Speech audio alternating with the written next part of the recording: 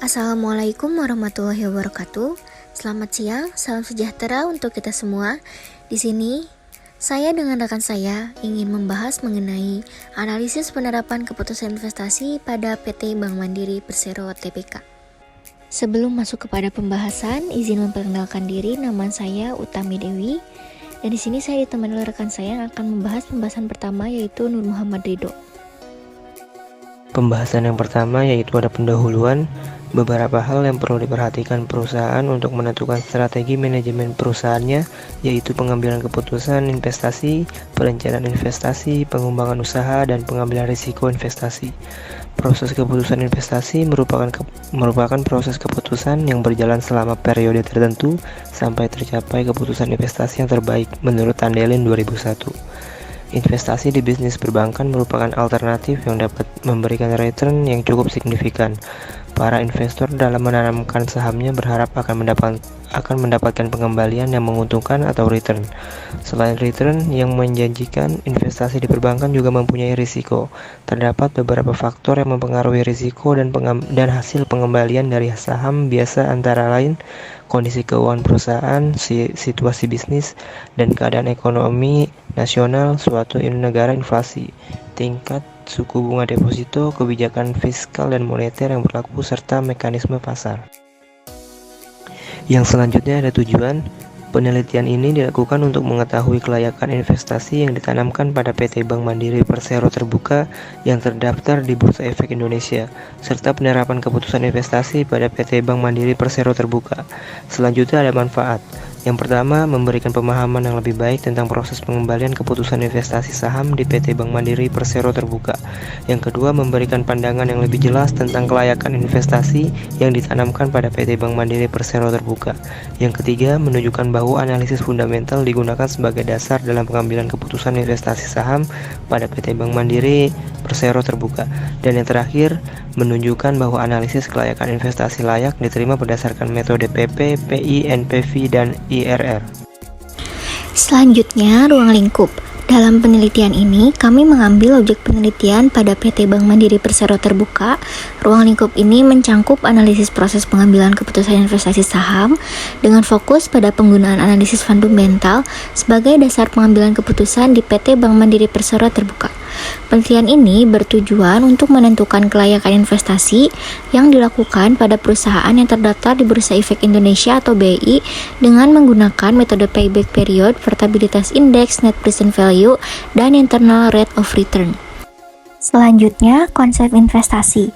Menurut Halim, investasi pada hakikatnya merupakan penempatan sejumlah dana pada saat ini dengan harapan untuk memperoleh keuntungan di masa mendatang.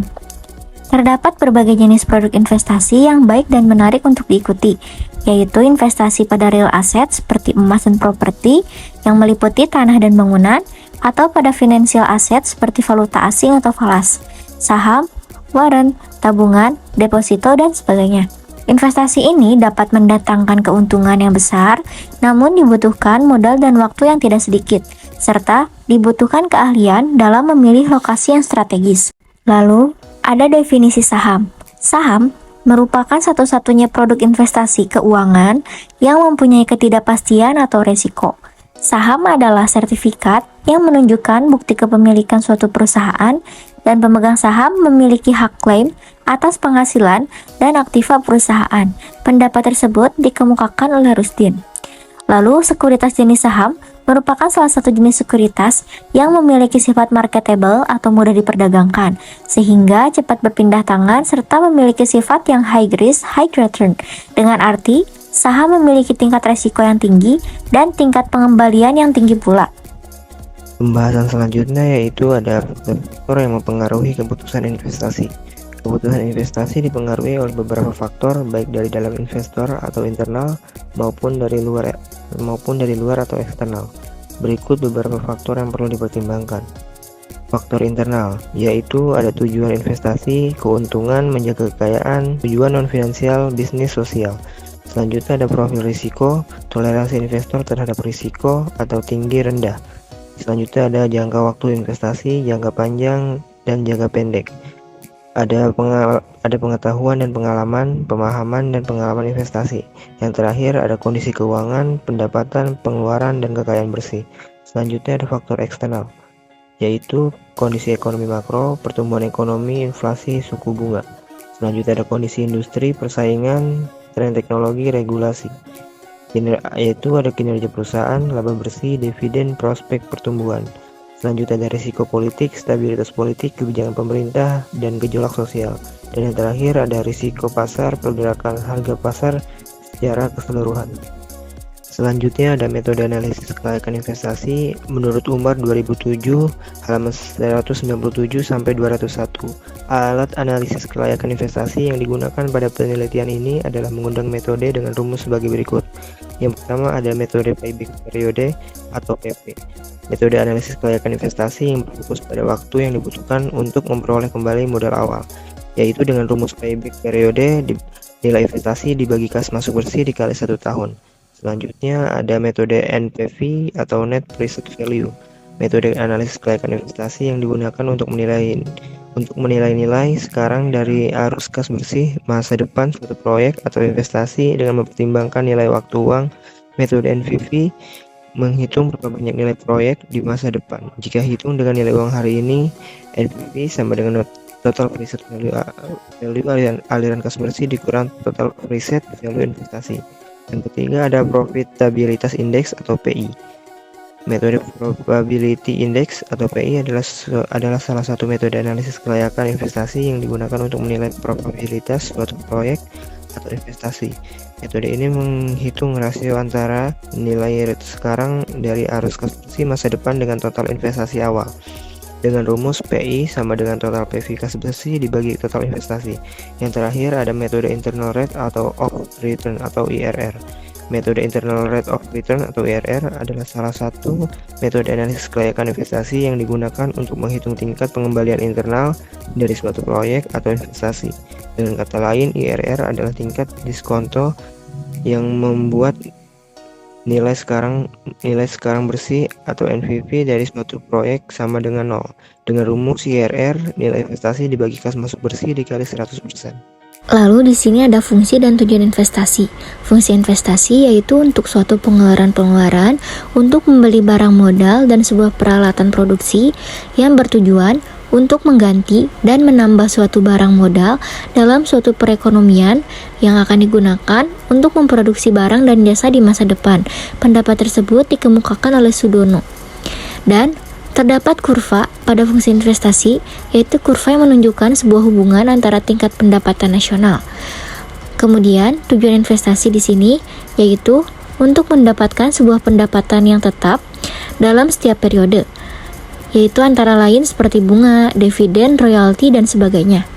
Kemudian, untuk membentuk suatu dana khusus, misalnya dana untuk kepentingan ekspansi, kepentingan sosial. Kemudian, yang terakhir untuk mengontrol atau mengendalikan suatu perusahaan lain melalui kepemilikan sebagai ekuitas suatu perusahaan tersebut.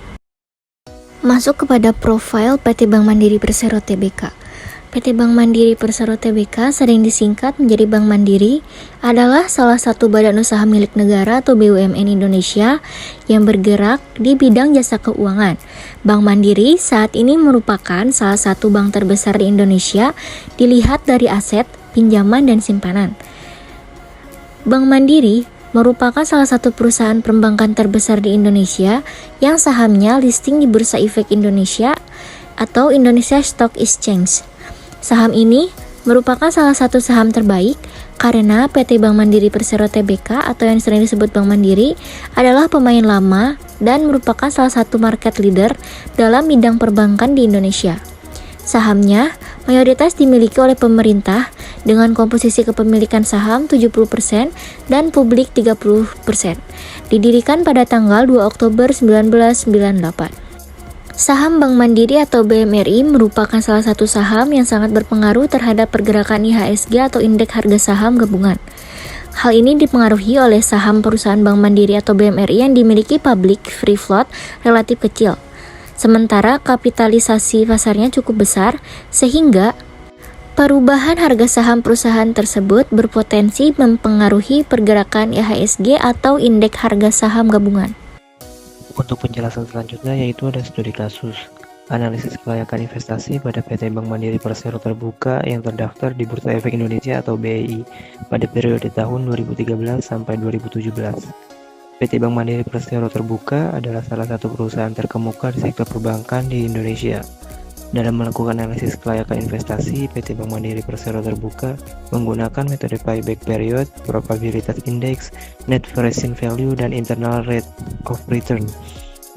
Berdasarkan data penelitian yang diberikan, PT Bank Mandiri Persero Terbuka melakukan investasi dengan jumlah yang berbeda-beda setiap tahunnya. Pada tahun 2013 hingga tahun 2017, investasi tersebut berkisar antara 327.680 juta pada tahun 2013 hingga 829.945 juta pada tahun 2017 dengan arus kas masuk bersih yang bervariasi setiap tahunnya. Perusahaan menggunakan metode seperti payback period, profitability index, net present value, dan internal rate of return untuk menganalisis kelayakan investasi yang dilakukan.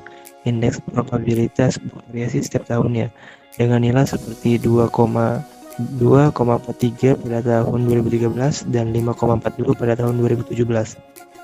Selain itu, nilai sekarang bersih atas investasi yang dilakukan pada tahun 2017 dihitung sebesar 514.346.152,77 yang menggunakan kelayakan investasi tersebut. Penelitian ini bertujuan untuk menilai keputusan investasi yang dilakukan oleh PT Bank Mandiri Persero Terbuka dan menentukan kesesuaian investasi berdasarkan analisis yang dilakukan. Berdasarkan studi kasus didapat data seperti pada tabel berikut mengenai nilai investasi dan kas masuk bersih PT Bank Mandiri Persero Terbuka yang terdapat di Bursa Efek Indonesia. Berdasarkan tabel sebelumnya, maka dilakukan analisis kelayakan investasi pada PT Bank Mandiri Persero Tbk yang terdaftar di Bursa Efek Indonesia menggunakan metode yang pertama, yaitu ada metode PP atau payback period. Berdasarkan hasil perhitungan payback period PP, maka dapat diketahui tingkat kelayakan investasi pada PT Bank Mandiri Persero Tbk selama 5 tahun dari tahun 2013 sampai dengan 2017. Pada tahun 2013, payback period PP sebesar 0,06. Kemudian pada tahun 2014 mengalami kenaikan sebesar 0,1. Hal tersebut disebabkan naiknya nilai investasi dan kas masuk bersih. Kemudian pada tahun 2015 mengalami kenaikan sebesar 0,23 karena nilai investasi meningkat dan kas masuk bersih menurun. Pada tahun 2016 kembali mengalami kenaikan sebesar 0,77 karena nilai investasi dan kas masuk bersih mengalami penurunan. Dan pada tahun 2017, payback period PP turun sebesar 0,42033 karena nilai investasi dan kas masuk bersih mengalami peningkatan. Dari hasil perhitungan tersebut, maka dapat diketahui bahwa payback period selama 5 tahun dari tahun 2013 sampai dengan 2017 lebih pendek waktunya dari 1 tahun payback periodnya. Maka usulan investasi dapat diterima. Kemudian yang kedua ada metode PI atau Portabilitas Index. Tabel berikut merupakan total PV kas bersih dan total investasi PT Bank Mandiri Persero Tbk yang terdaftar di Bursa Efek Indonesia. Berdasarkan hasil perhitungan Portabilitas Index atau PI, maka dapat diketahui tingkat kelayakan investasi pada PT Bank Mandiri Persero Tbk selama 5 tahun dari tahun 2013 sampai dengan 2017. Pada tahun 2013, Portabilitas Indeks PI sebesar 2,043. Kemudian, pada tahun 2014 mengalami penurunan sebesar 0,52. Karena total PV kas bersih dan total investasi mengalami kenaikan, kemudian pada tahun 2015 mengalami kenaikan sebesar 2,1013 karena total PV kas bersih meningkat dan total investasi mengalami penurunan. Pada tahun 2016 kembali mengalami penurunan sebesar 0,0 karena total PV kas bersih dan total investasi mengalami peningkatan. Dan pada tahun 2017, portabilitas indeks PI meningkat sebesar 5,42 karena total PV kas bersih meningkat dan total investasi mengalami penurunan. Kemudian yang ketiga ada metode NPV atau Net Present Value, yang dimana NPV dihasilkan dari total present value aliran kas bersih dikurangi total investasi. NPV yang dihasilkan pada PT Bank Mandiri Persero Tbk yang terdaftar di Bursa Efek Indonesia adalah sebesar 514.146.152,77 juta rupiah.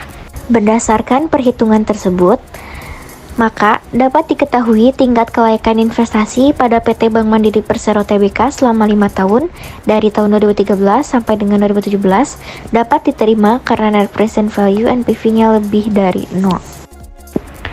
Metode yang terakhir atau yang keempat ada metode Internal Rate of Return, yang dimana IRR ini dihasilkan dari nilai investasi dibagi dengan aliran kas masuk dikali 100%. Berdasarkan tabel dari nilai investasi dan aliran kas masuk PT Bank Mandiri Persero Tbk yang terdaftar di Bursa Efek Indonesia, IRR pada tahun 2013 adalah 6%, dan pada 2014 9%, 2015 22%, 2016 77%, dan 2017 adalah 42%.